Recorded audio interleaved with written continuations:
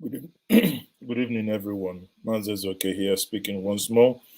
For many of you who joined me or who was who were,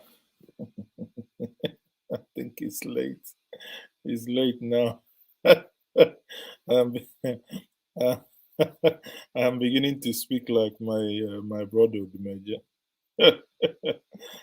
If it's not past party, then it can be taken. So, good evening, everyone. Manzes okay once more speaking to us here. As I promised to come online again, here I am, but it might not be too long as usual, as I normally do, because I do have the following to say. But before I get into the nitty gritty of what I want to, do this evening, I want to play this interview uh, granted to BBC by this man, that. His house was burnt in Imo State, and in that process, his wife got, the fire touched his wife, or now late wife. Eventually, the woman died, and that's, while I was watching this really indeed broke my heart, and I decided, as a mark of respect, to pay my own respect to the family as well, and to say, may her soul rest in peace. And may anyone who had hand in her death also receive their own fair share of the law of karma. Now, let's watch this together to see this. Mama no stroke na-azọ ndụ ụmụ ya abụọ na-azọ ndụ ya nwa n'onwe nke ya site n'ọkụ ndị amị mụnyere n'ụlọ anyị na-enweghị ihe anyị mere.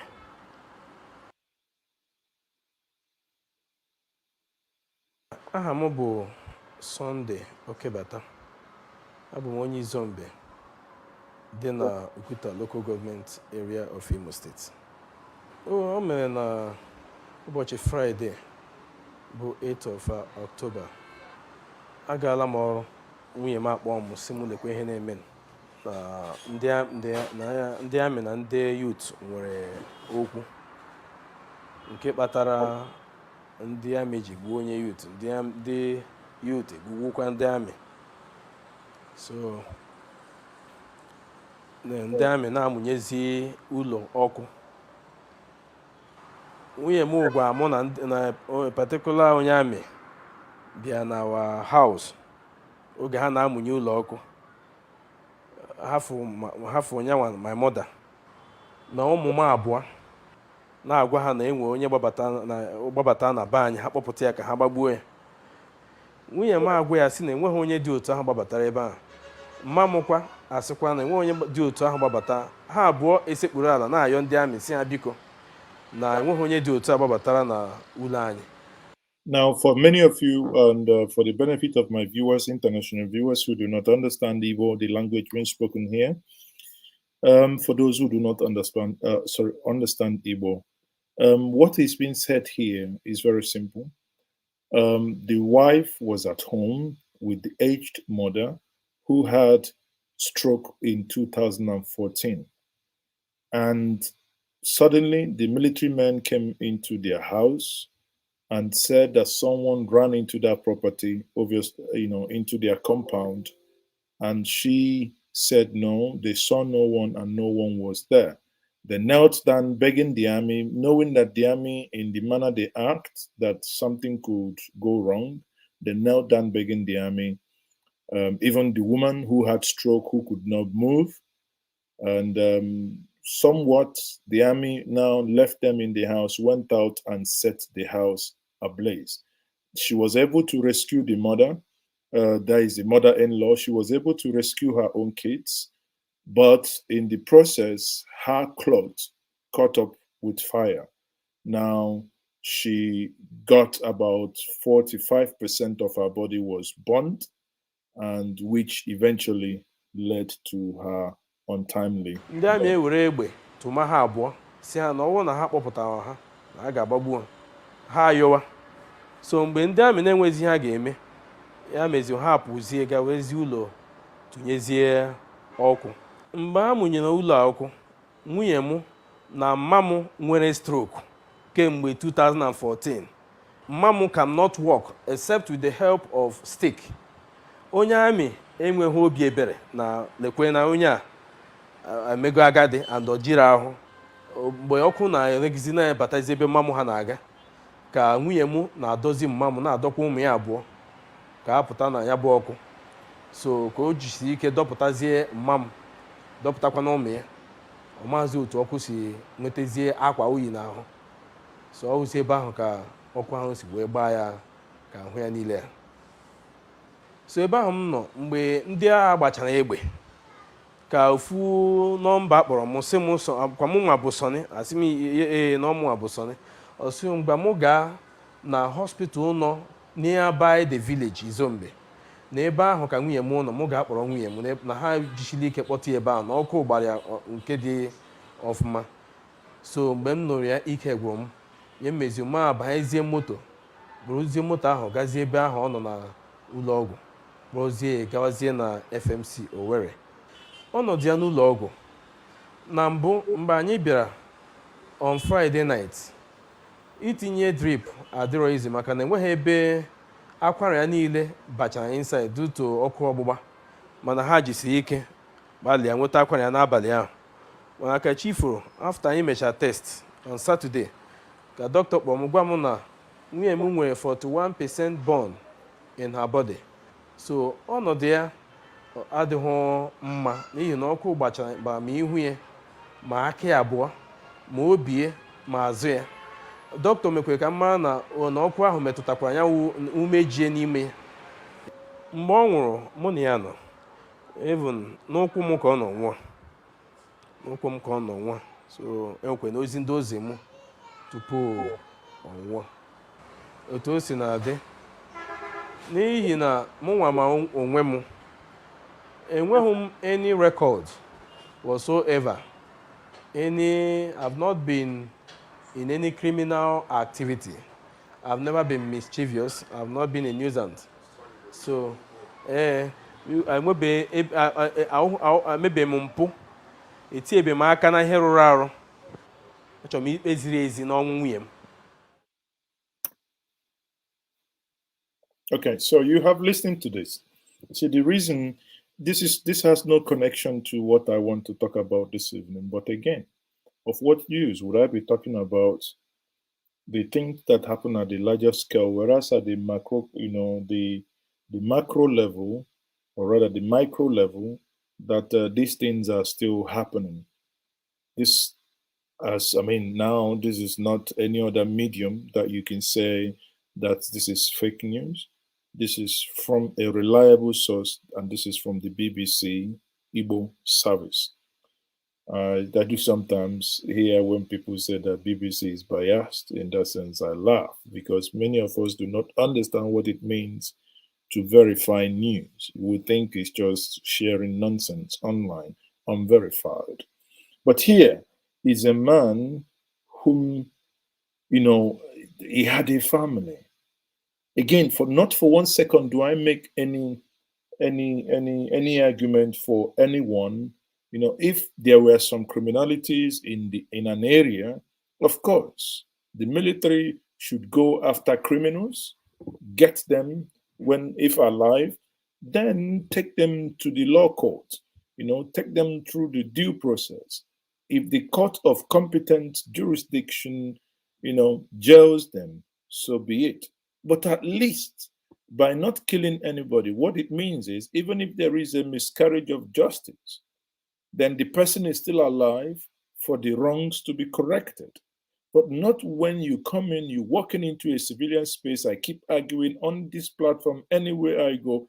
There is no need and there is no reason why military would have anything to do within a civilian space. It is an aberration. That's why we have the police. That's why we have the military police, which we call model police, or some call them MOPO, irrespective of the nomenclature. We do not need, and we do not, because the military These are men and women who are trained to basically shoot at sight. And what it means is that once they come out there and they see people, they behave in manners that you think, what are they doing there? Shouldn't they, send them maybe to Zambeza or wherever, where you have the bandit. Look at the videos coming out where people are being kidnapped in broad daylight at the Kaduna Abuja highway. Yet, can't we station the military there? And sometimes when you see these pictures, you begin to wonder, these videos, like the one we published yesterday and day before yesterday, and you begin to ask yourself, where is the role of helicopters?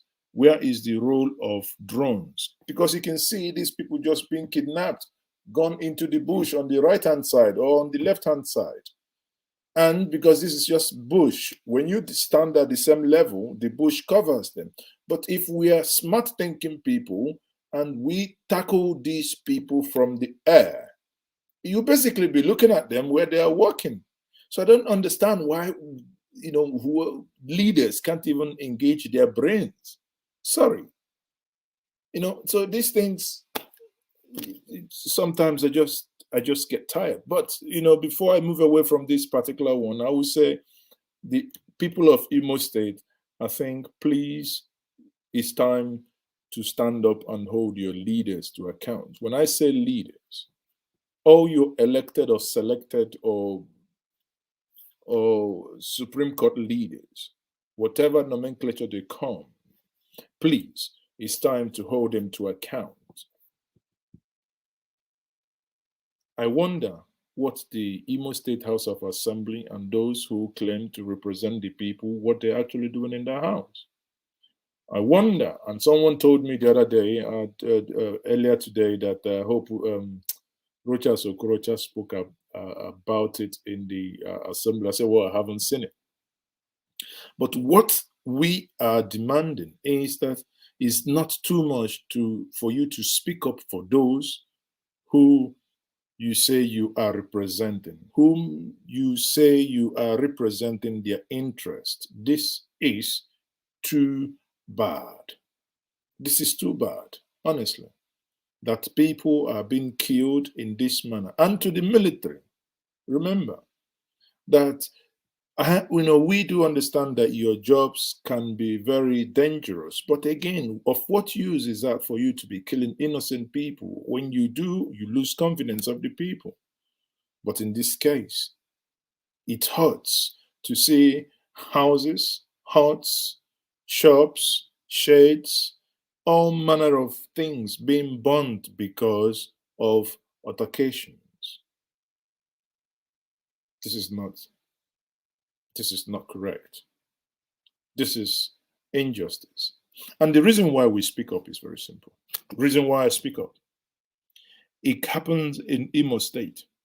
There is need for all of us to speak up because it can happen in Anambra State. We must speak up. It could happen in Kaduna. We must all speak up. Remember, many years ago, under Obasanjo, it happened in Odi. In Odi, Timaya sang about it. Many of you who do not know what informed Dem Mama Soldier. Dem Mama Soldier. Google that song, Dem Mama Soldier. DEMMAMA Soldiers. Dem Mama Soldiers. That's what brought about that song. It happened in Zakibiam.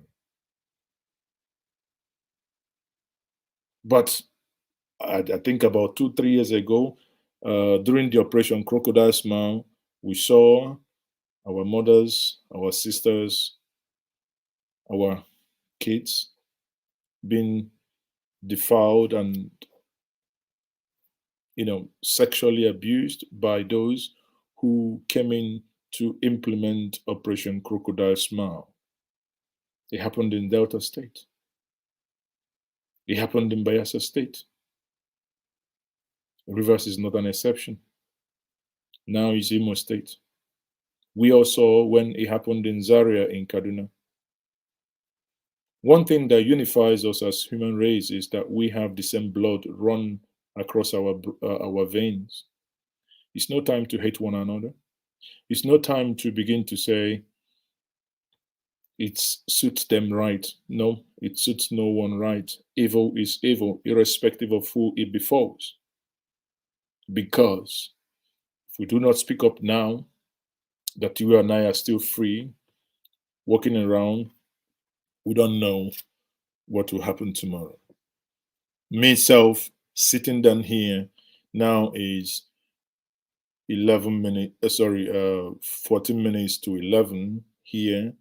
I don't know who is watching. I don't know if they might jump my fence, of course, which is the normal thing they do. They scale fence, they jump in, they try to get you for doing what? Nothing evil, but basically for speaking truth to power, to say enough, that this must stop. Because when I say this, it breaks my heart. How do you think that these children will begin to feel when they eventually grow up and ask about their mom and they were being told that soldiers came into their house, not in Zambeza forest, their house, a place of their place of sanctuary, a place that ought to be kept,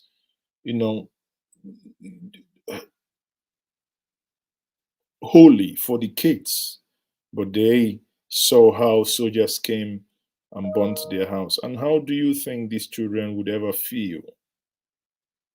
This, call it whatever you want. Some may say it's hate. Some may say it's, I don't honestly care the name which we call it. All I say is it must stop. Those who are in authorities, those who have powers and connections to make this nonsense to stop, must wait in now, and this nonsense must stop. Again, for those who lost their lives and those who properties were destroyed, I say take heart, because that's the least one can say. And those are brothers and sisters that lost their lives, I say, may your souls rest in peace. But we must seek for justice. And justice, it might take time, but I think there is need for justice. The chief of army staff, of course, you have to call your men to order. And the youths who provoke these things, also shed your sword. Because at the end of the day, it can only take two to tango. Please, this madness must stop. Now, having said the above, rather the following. Now, let me come down to the reason of my conversation, this broadcast this evening. Many of you will know before Buhari became president. There is one thing I do. I have loads of archive. But when Buhari, before he became president, he was telling us that subsidy is a fraud. That anybody who pays subsidy is a fraudster. And I'm like, is that so? If that be the case, then I must say, let me probably invite my good friend. Anyway, let's hear Buhari out. Let's hear him out. Buhari, where are you? Where are thou? As some people, as the King James Version people will say, Buhari, where are thou? So let's see where Buhari is, and let's see what Buhari will say. Because Buhari is telling us that he is not a party to anything called subsidy. But let me quickly see if I can find his video. Okay, yes, I found it. Okay, people, listen to Buhari. Now, if anybody... No, listen. So listen to what your president said. And this happened, I think, around 2014, when he wasn't yet the president. Now, before I continue, if you're joining me for the first time, you haven't seen my face, please, my name is Mazes, okay? You can, at any point in time, click the like button and share this video. If you're watching me on Facebook, we have about 36 people watching on Facebook. Please just turn the thumbs up button, let it turn blue. Many of you also on YouTube, please kindly do the same. Now, Buhari in 2014 was telling us that there is no need for government to pay subsidy. That subsidy is a fraud. And many actually agreed that, subsidy, the way, I'll put it this way, subsidy Nigeriana, that is subsidy the Nigerian way, is a fraud. Subsidy is what countries all over the world use to help the downtrodden, to help those who don't earn much. In Germany, they call it Starthilfe. Some people call it social. I think in the United Kingdom and some parts of Europe they call it social. If you don't earn certain amount of money, even in the United Kingdom, there is what they call, for the elderly people, winter fuel allowance. It doesn't matter, maybe around 100 or 120 pounds, they send it to people for them to augment their winter fuel. And especially sometimes if the weather goes minus to certain degrees, every older person, I think if you're up to 70 and above, they automatically receive that. Now, these are how government subsidizes with the city, subsidizes what the hardship of the citizens. But in our own case, what the government is invariably doing by continuing paying fuel subsidy is subsidizing the rich. Because you may wonder why, if you go to England or Germany, for instance, or even Sweden, you see that people don't drive SUV. Not that they cannot afford it, they can afford 100 of it, more than you in Nigeria, more than you here driving SUV here. No, but the reason why they don't drive it is because it consumes fuel more, or diesel. It's costlier to run. But here in Nigeria, the bigger, the higher the distance, you see people driving V8, some even maybe V12 or whatever it's called. And these are gasoline guzzlers. Of course, if you have money to buy big things, obviously, just like in many serious countries, you can buy 50 cars if you want. But if you buy 50 cars, you pay insurance on those 50 cars, because you cannot leave your car even in your own house, your own driveway, uninsured and without any road tax. You can't. It will be taken away from your house. So these are the way government controls those things. So if you want to have 10 cars, that means these 10 cars must have insurance, and these 10 cars must also at the same time have road tax for them to be allowed to drive on the road. And you see people managing their lives. But again, here, let me come down. Here, the Buhari is telling us that subsidy is a fraud. But I want you to listen to him here, and now tell me who is actually, let me not say anything, but just listen and make your mind. If anybody said he is subsidizing anything, he is a fraud. Did you hear that? If anybody says he's subsidizing anything, this was under Goodluck Jonathan, when they blew up the lead on the subsidy corruption payment. But he was there saying that Nigeria is supposed not to pay subsidy, that it was a fraud. It was a fraud, though. So all these people talking about subsidy, who is subsidizing? Now he's asking us. Everybody is talking about subsidy, then who is subsidizing who? So meaning that in 2014, Buhari was not the Minister of Petroleum. Buhari was not the president. But Buhari clearly understood that we ought not to pay subsidy, that those, I agree, paying subsidy are thieves. So let's put that one too. If we can agree on something, let's put that one to one side. Anybody paying subsidy is a thief. You agree? Type yes, because I'm getting somewhere with this. If you agree that anybody paying subsidy according to Buhari is a thief, I want you to type yes. So let us agree. If you're paying subsidy, you're a thief. In the words of Buhari, if you didn't hear him say that, I would play it again for you to hear him say, anybody paying subsidy is nothing but a thief. He is a fraud. See, he's a fraud. That is it. Anybody paying subsidy is a fraud. Okay? Fraud, thief, 419, 419, 420 minus 1, whatever it is. So all these people talking about subsidy, who's subsidizing him? But there is so much fraud, as I said, and indiscipline and corruption that I don't talk about it. Megaskia, there is so much fraud that he doesn't talk about it. When he was in the NNPC, there was so much fraud that he doesn't talk about it. But the day I have to talk about it, I will ask the petroleum economists to come and tell me who is subsidizing Nigeria.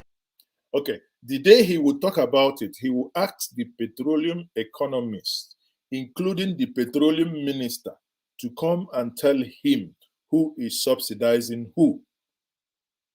Okay, you know, when we were small, there is this, some of you will not know, there is this, because we might be watching a movie now and the NEPA takes light, you know, the VHS, the one will slide like this, the VHS will get stuck. When you get it out, we have something we put on the DSS, we wind it like this, we call it a rewinder. So let us rewind. This was 2014. Now, let us get our thing and fast forward now. Let us fast forward, and we have just landed in 2016. Not even 15, 2016. Can anybody who is watching me now tell me who the petroleum economist is in Nigeria and who the petroleum minister is? If Buhari was saying that it is a fraud to pay for subsidy, now, who is the petroleum minister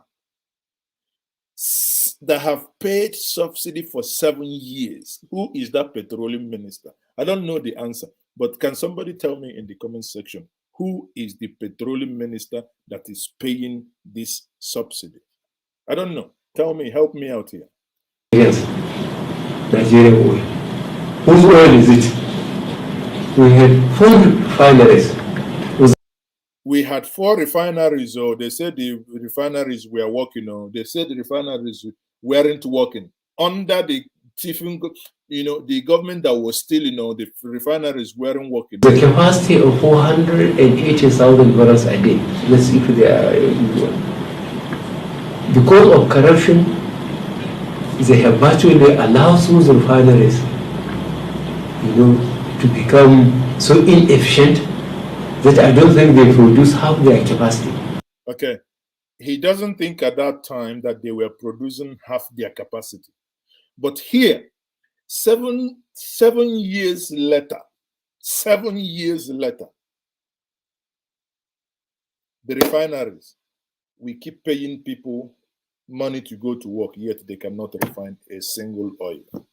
Before, they were functioning on a reduced capacity under corruption. Now there is no corruption. Suddenly, they have stopped working, and we are still paying, and we are paying subsidy. Asari Dokubo, you must come and tell us what is happening here, because this one passed me. How many times would they tell you before you know that Nigeria is not for you? Now they never leave you. They have left you behind. Photo, not be juju be that. Sorry, oh. May God not allow them, make them kill you. 70 years old man. I am mumu too much. You be mumu. You think say they wise. You are a mumu man. Asari Dokubo. You they hear this one? You know they hear this one. In fact, the thing, I'm speechless. If in the words of Odumejeku myself, we continue in past, because I'm confused. It has happened in so many years that the whole thing is no longer in the past. In fact, it is in the past participle. You will be a past participant. Yeah. Hey! Ebu agomia. One day we go me. Say yesterday you are a past. So very soon you shall be past. Party. One day. Say tickle. So now, I think I'm reading Basil Owando is saying that I'm taking what Buhari said out of context here. And I'm like, okay, please, I don't mind you come on, join me here and explain the context. The context here is that there was a fuel subsidy scandal, and he's saying that Nigeria ought not to pay fuel subsidy, that we can produce our own fuel in order not to pay fuel subsidy. But since the last 7 years, we've been paying fuel subsidy for the same thing that he said it is fraud. That fuel subsidy, anybody telling you that we are paying fuel subsidy or that we should be paying fuel subsidy, that it is fraud. So the question then is, if this is, so where is the change? So why did Goodluck Jonathan, that was paying, I remember that time, Tunde Bakari, everybody became a petroleum economist. Everybody, even the Viagra mouth from the Viagra mounted Labour Congress chairman from Edo State, or the carpenter wearing the carpenter wearing the coat made by carpenter wearing chairman. Everybody became a petroleum economist, and we're just talking rubbish. But today, we are paying 1.8 trillion. That's a national budget of some countries in Africa, 1.8 trillion. Now, to add salt to injury, I'll come to the second part, but let us finish the first part. Now, instead of taking the balance of what to be refined outside, as we used to, when there's a turnaround maintenance when I was in petroleum, hardly Nigerians know. Because we negotiate with oil companies, we say, okay, Nigeria is using, say, 200,000 barrels a day. Take 200,000 barrels a day. You refine it, you bring the refined product to us.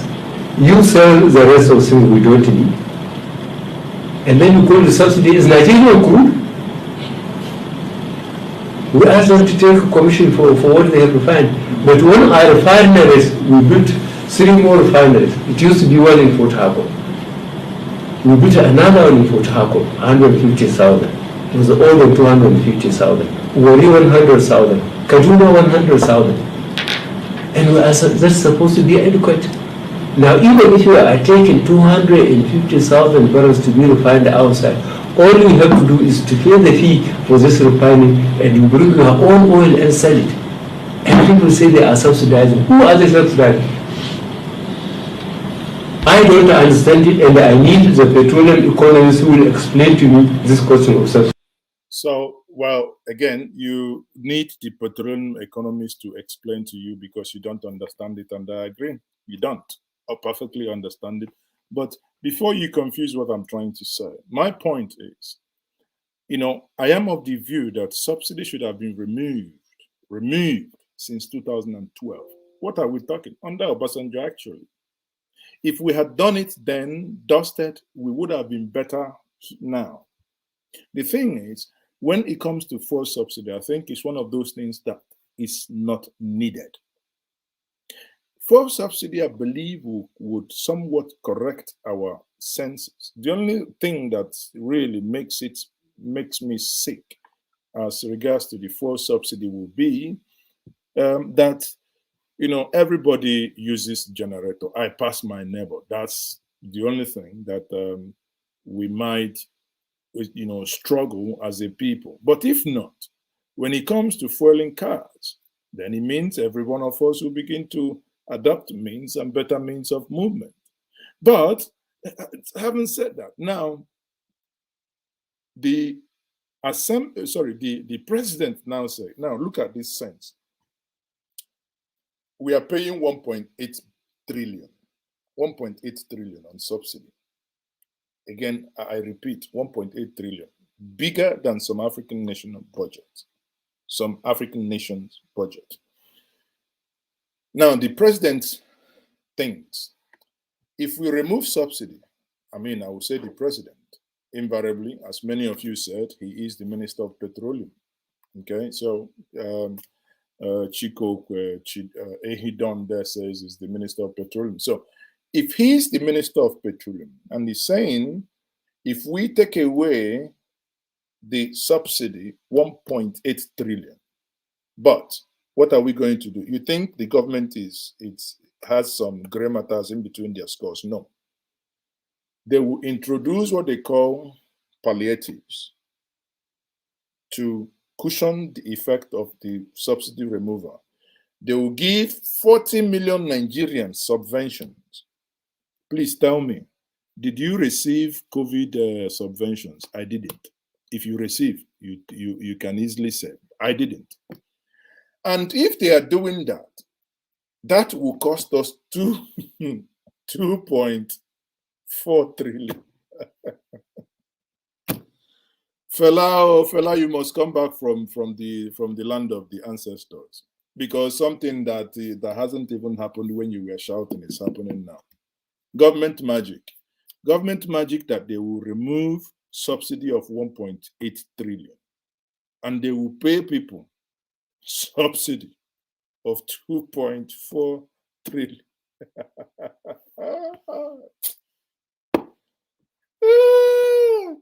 Odumoje must hear this, because this is the one that you would think, in which area am I actually? Am I in Australia? Am I somewhere? Will not be in Nigeria. This is your dream. Amen.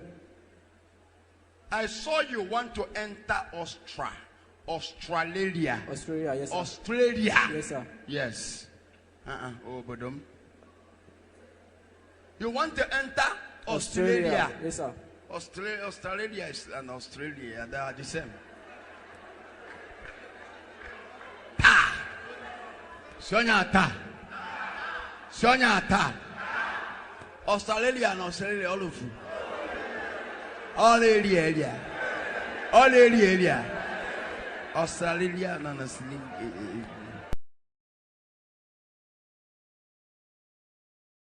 So all of them na area.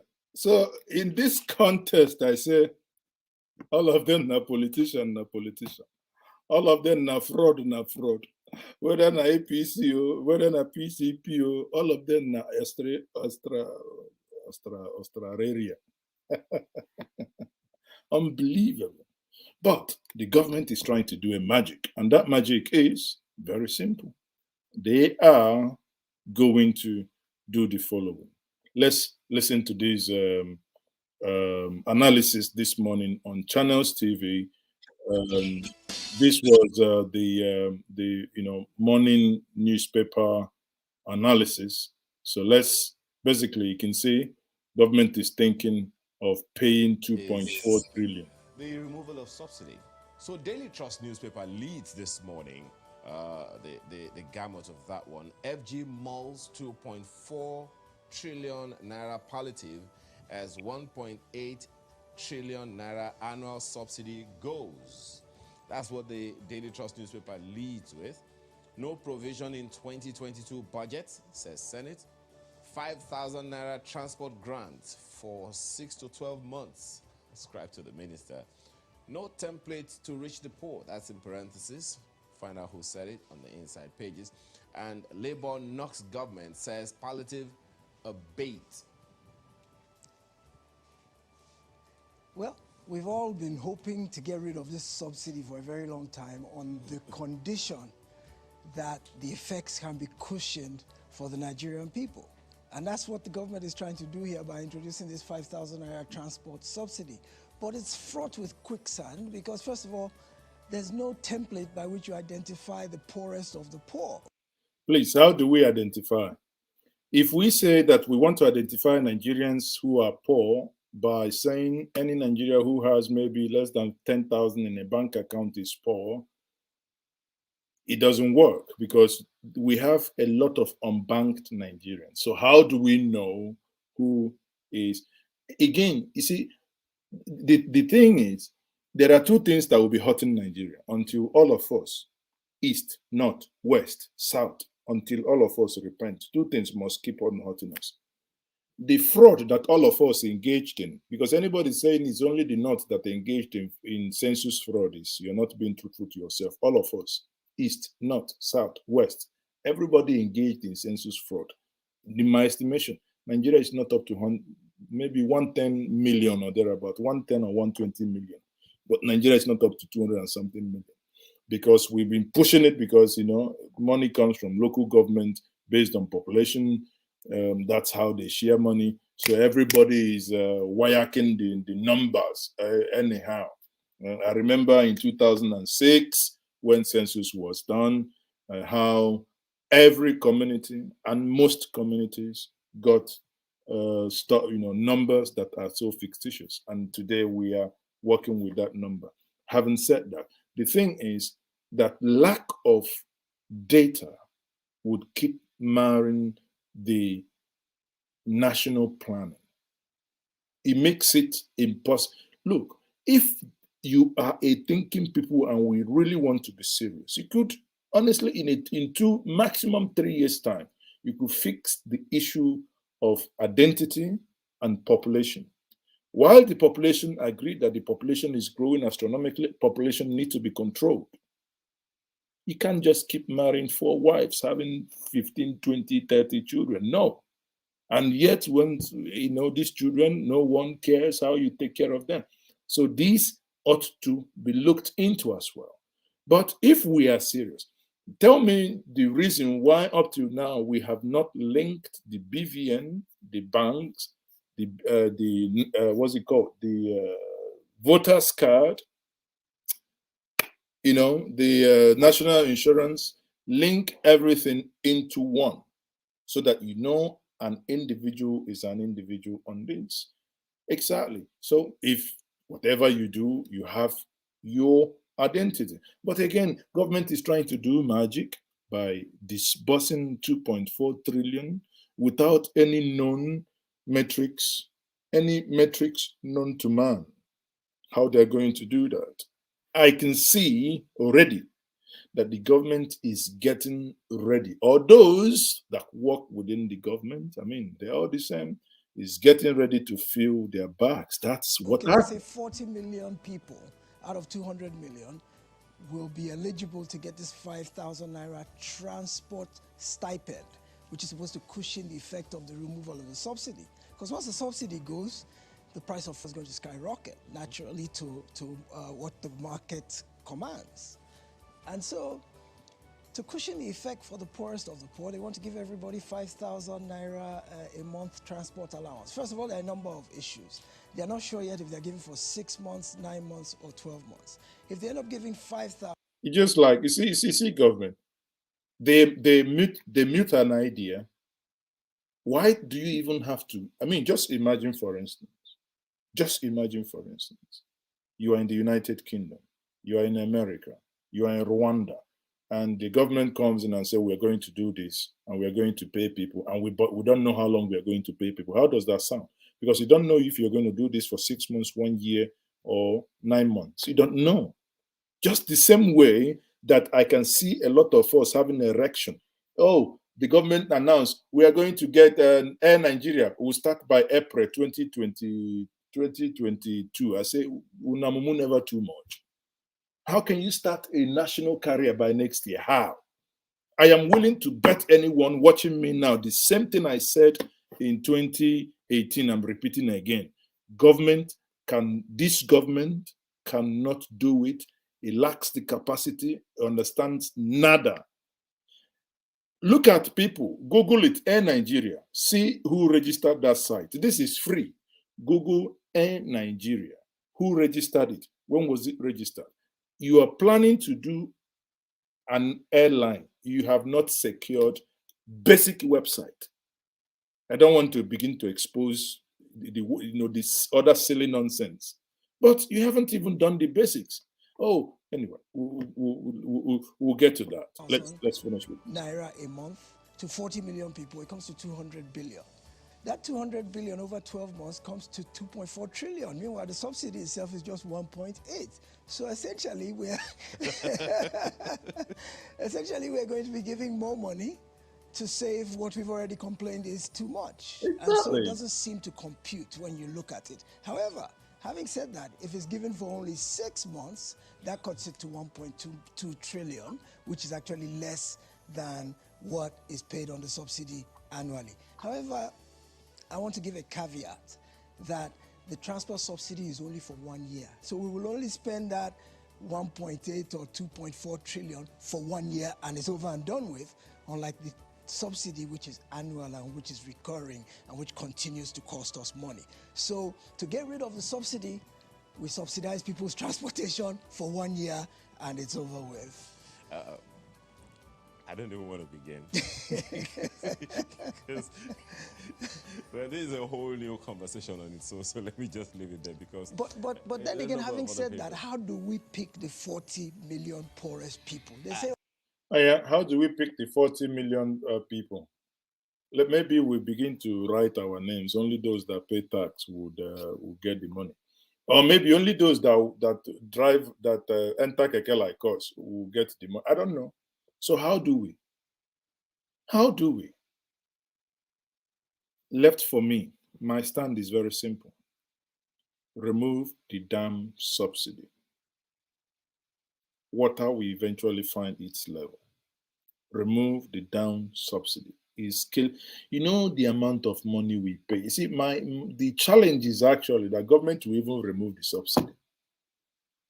The same 1.8 trillion that we have been using to pay this subsidy will not be found to be seen to be put anywhere. The same, again, and it boils down to the same argument people make why they do not pay tax. Because how can you be expecting people to pay tax if you cannot carry their dustbin, if you can't even the small pothole in there? In fact, why do you call it fish pond? Fish ponds everywhere with poto. If you go to Imo State, it's the roads are the game. You see fish ponds everywhere in Imo State. What am I saying, Imo State? If you go to Aba, we have fish pond in Imo, muddy fish pond. Then you go to Aba, you have Olympic-sized national swimming pool. That is the whole of Olympic times 20. That's what we have in Aba. Okay, those it's not unbelievable. Even that conversation is on the front pages of the papers. I'm pretty sure that we're going to get to it when the poorest already. Are unbanked. Look at the leadership newspaper also, for instance. Subsidy removal. Senate experts query identity of beneficiaries of 2.4 trillion naira palliatives as the lead of the leadership newspaper this morning. And the story is on page 4. A couple of writers, no provision for palliatives in 2022 budget. Now, again, the Nigerian are cruised. Imagine now, a government comes out, tells you, bear in mind, Buhari has submitted the budget. In that budget that he submitted, there was no provision for the 2.4 trillion. Now, he's now telling us that they're going to remove subsidy of 1.8 trillion, introduce subsidy now in form of palliative, not on petrol, not petroleum subsidy, but a human or transport subsidy that's going to cost 2.4 trillion. However, how are we going to fund it? Many of you, please, sometimes watch the UK debate, how they debate and the language they use in, sometimes I think we need that parliamentary system so that, some radical men can actually look the president every day and ask him serious questions. Because imagine Boris Johnson standing there, not knowing how he's going to fund something. Imagine the type of questions he will receive from men. Maybe that's why we have people who act as oracles, waiting for us to come and kill chickens, goats, and sheep for them to speak to us. And whenever they do speak to us, we become speechless because of the things that they will say to us. But here we are. You are planning to spend 2.4 trillion. All we are now doing is that we are filling the gap. The argument has now moved. Oh, they might actually use the money meant for the subsidy this year and move it to pay transport subsidy. Who does that? Were your brains not engaged or not intact when you were submitting the budget? The ones that you did in October. This is November. Come on now, come on, people. Why don't we get people to think? It will last only 12 months. As the palliatives, according to the federal government. I think you've spoken to this. So it's that query of who are these beneficiaries? Who are these 40 million, people? Because according to the World Poverty Clock, we are very close to 100 million extreme poor. So is this palliative going to the poor or the extreme poor? That's another conversation altogether. Or maybe to the party faithful. Oh, well, that's another one altogether. Well, look at okay, right above the major story beneath the nameplate. Air Nigeria plans takeoff in April 2022. Are you optimistic?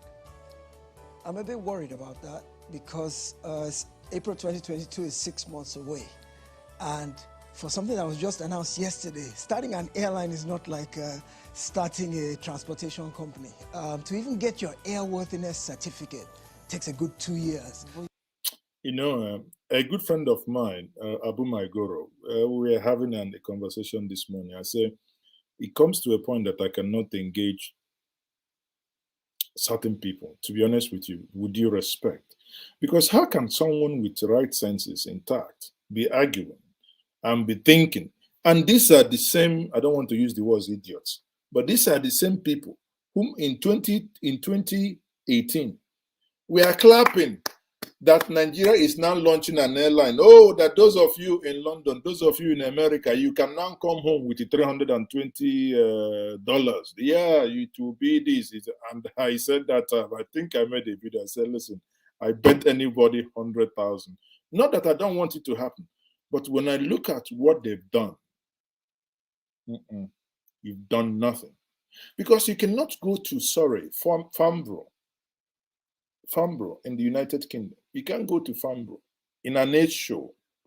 There, you do a PowerPoint presentation, say, hey, Nigerian Air Nigeria is launched, is going to do this, without partners. There is no plan, there is no agreement. You don't have anywhere you buy the planes. You don't know how you're going to buy the planes. It's after you've announced it in Farnborough, you started talking with Lufthansa. You started talking with Qatar Air. You started talking with Ethiopian Airlines. How, if they can partner with you, and these are conversations that take at least 1 to 2 years. These agreements, you begin to talk with aircraft manufacturers.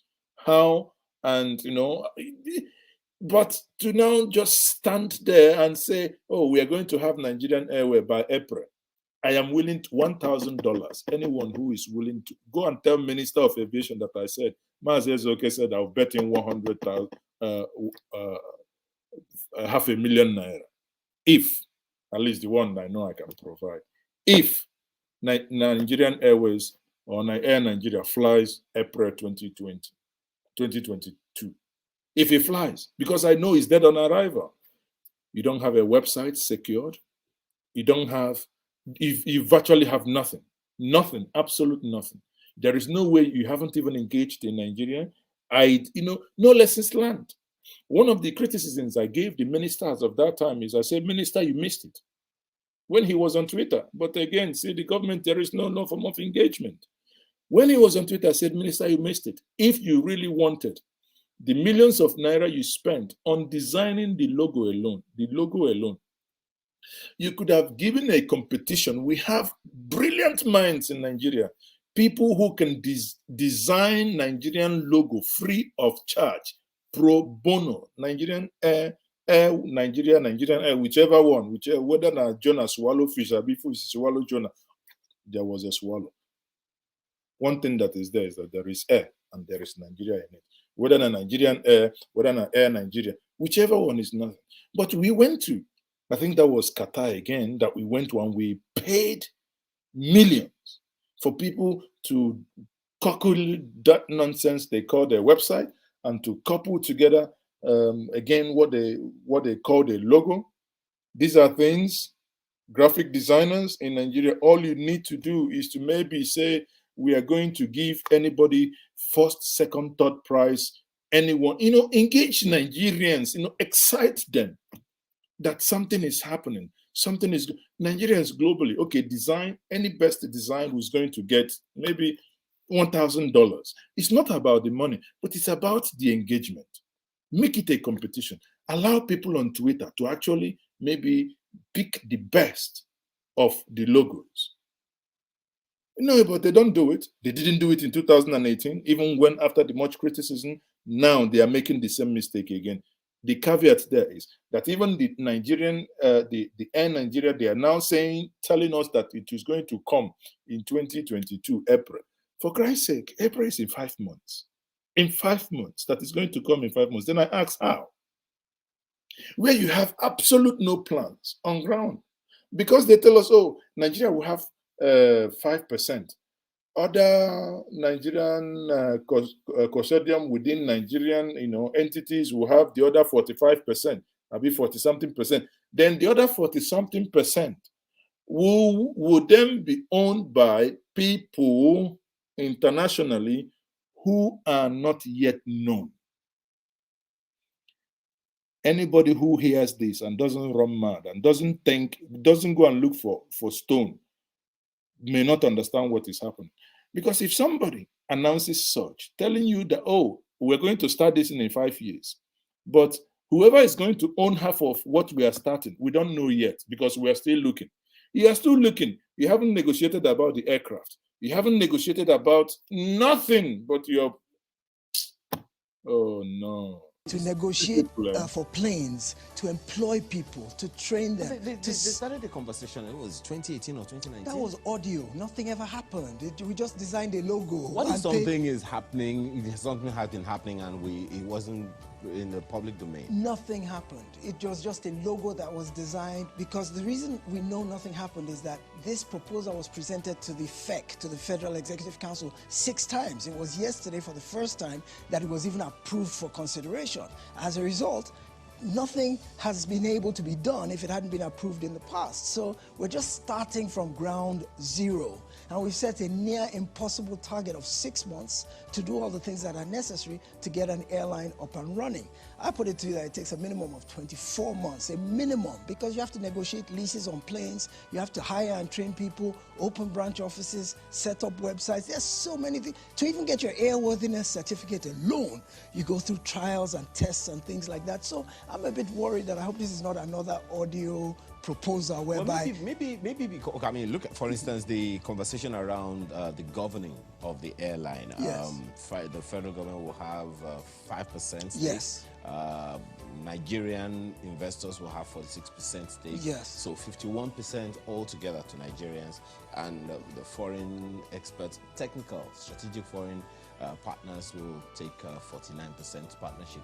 Is that in any way likely to help speed up things? Essentially, it's a PPP arrangement, public-private partnership, which we... Yeah, but the thing, yes, this is a PPP arrangement, but the thing that is there is that the 49% that will be taken by foreign partners, according to the minister, they are not known, yet to be decided. And you make it, how can a son, how can a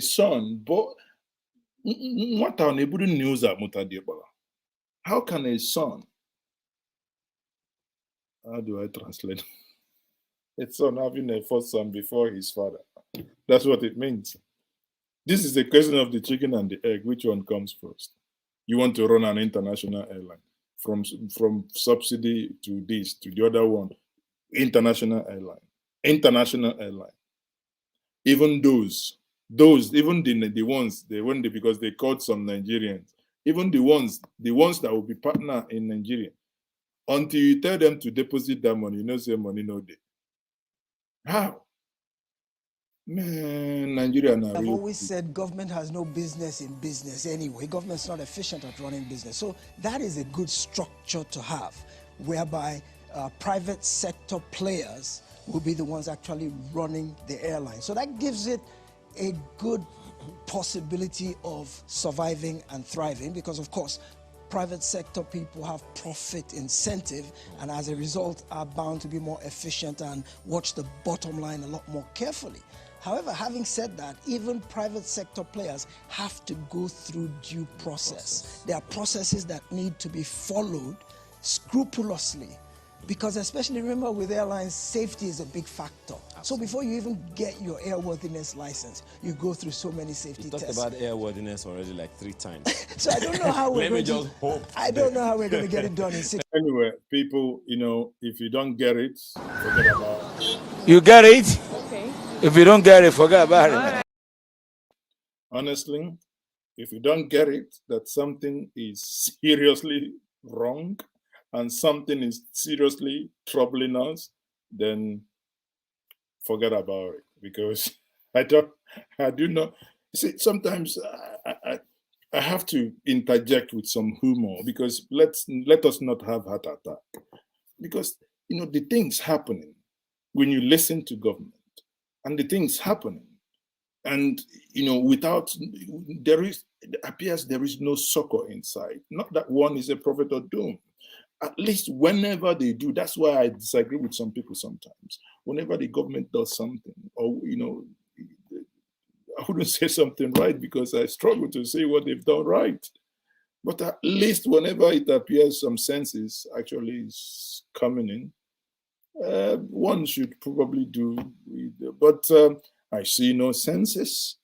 You know, again, before you say you don't know where I stand for the fuel subsidy to be removed.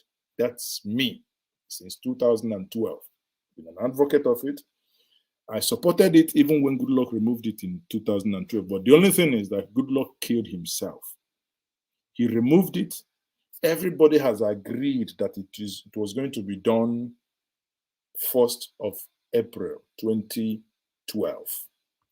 For some reason, he was tricked into, because you remember that time, Adams Oshiomhole, the former Minister of Finance, Ngozi Okonjo-Iweala, the former Emir, if I call him former Emir now, he might come and sack me from Zahoga at the top, but he's still a former Emir. Former Emir, if you go shit B now, so what you do? You are a former Emir. So former Emir Sanusi Lamido Sanusi. Nduka Obeabon, you know, when all of them gathered, and the video is still there on Channels TV. I think it's should be about 8 years. It should be 9 years now, I think. The video should be about 9 years old. This is there. You watch it and you think, how did we miss that point? But again, I blame Goodluck Jonathan, honestly, because if he had stayed with that agreement, the bond he had with the people. At that agreement, the people have actually, after explanation, people began to see, oh, this thing is suffocating us. This thing is killing us. We can use that money and put them into better use. But sadly, people went home for Christmas. The good, that mumu, that jazz, where they happened for Nigeria, suddenly happened to Goodluck Jonathan. In Okonjo-Iweala's book, if I may find the page, there was a place she tried to explain. Let me see if I can find, because in Okonjo-Iweala's book, Fighting Corruption is Dangerous, I think. Is it? Fighting Corruption is Dangerous. Okonjo-Iweala wrote that she actually was so shocked the day that Goodluck Jonathan announced that. And she tried everything. Let me see. In this book, Fighting Corruption is Dangerous, because I deal with facts. So in this book, if I can quickly find, let me see if I think I highlighted it. If I can quickly find it, it says that she was she was taken aback because once they've agreed everything, and they agreed it was going to be done in April. Then suddenly, on the eve of December, the president announced that subsidy has been removed. And bear in mind, that was done on that was a New Year message to Nigerians. And that made a lot of Nigerians angry. And in that anger, what then happened? Everyone protested. And in that protest, he removed it. Nigeria lost opportunities. Now, let me read something for us. But this is again something here. It says here, the forensic audit, a lost opportunity to regain good governance, according to Ngozi Okonjo-Iweala. He says, getting to the occurrence of the Senate to do a forensic audit was one thing. Actually, commissioning the audit turned out to be extremely difficult because no one wanted ownership. Ultimately, the Senate decided to do its own investigation, but have the Jonathan administration take charge of the forensic audit. But who in the administration could take charge? Neither the finance ministry nor the Minister of Petroleum could oversee the audit because they both were interested parties. Now, Okonjo-Iweala was writing, this book was written, let me see, this book was written in 2000, I bought this book in 2018. So this book was written in 2018. By mere fact of what the excerpt I just read now, does it now become clear to you why all of us, we had off the mic, off your mic, when somebody was saying, all of you here are contractors, all of you were getting money from what was happening.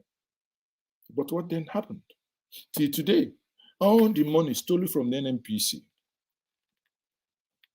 NCDC, all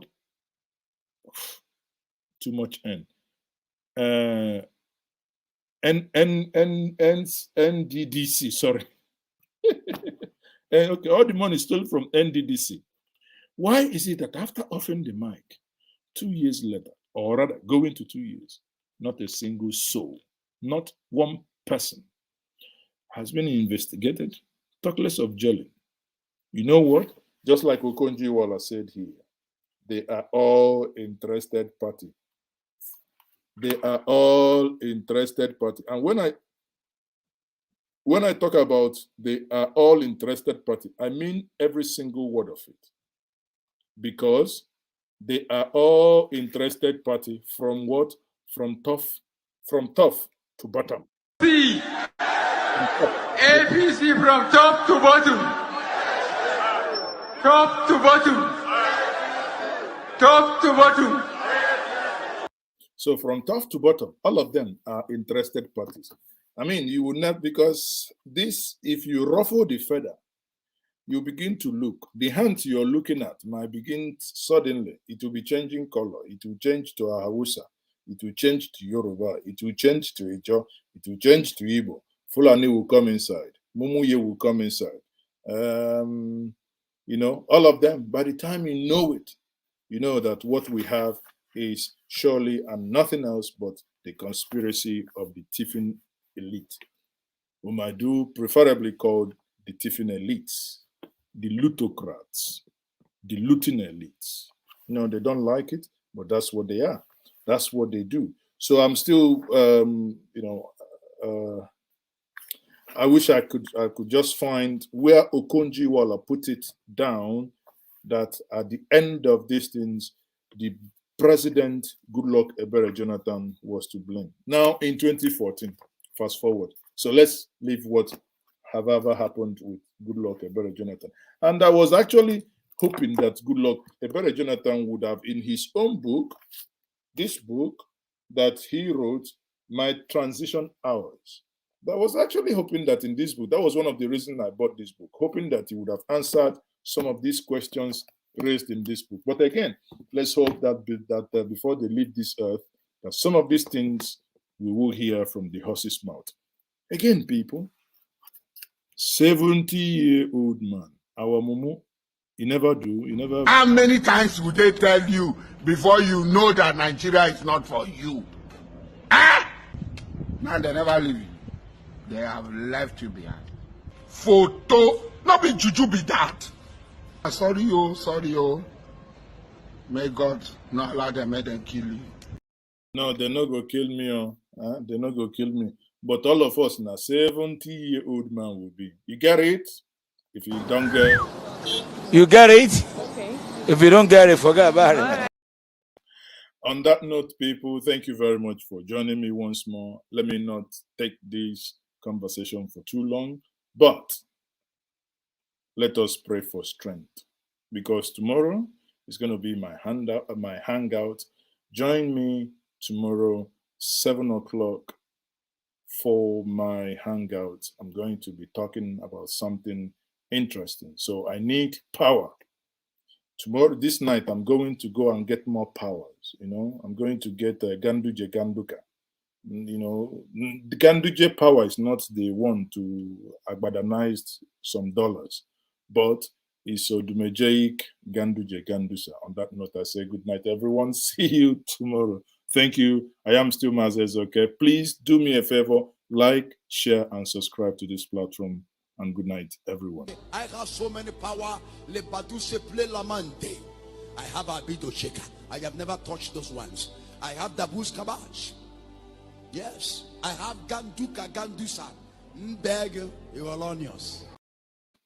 Before I go on, let me postulate from the Franz Fanonian dictum, which stipulates that the dialectics of reconciling two conflicting ideas is the algebra of revolution. The overbearing intervention of the state government had further exacerbated oporombium and amounting to sadomasochisms.